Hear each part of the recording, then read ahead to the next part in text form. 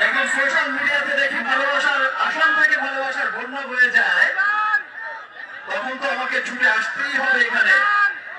আজ চলে যেতে হচ্ছে, কিন্তু অচিরেই আবার দেখা হবে। কিন্তু তার আগে প্রমিস করো, আমার সামনে সিনেমা রিলিজ হচ্ছে, বড় দেখবে তো?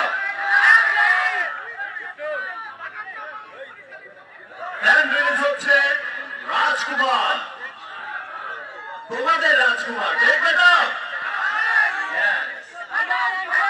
তারপর কি হচ্ছে? তুফান উঠছে। ঠিক আছে, নেক্সট আবার এই সমস্ত সিনেমার সুন্দর সুন্দর গান নিয়ে, সমস্ত চমৎকার চমৎকার ডায়লগ দিয়ে আবার আসবো তোমাদের সামনে, তোমাদের সাথে আবার দেখা করতে আসবো।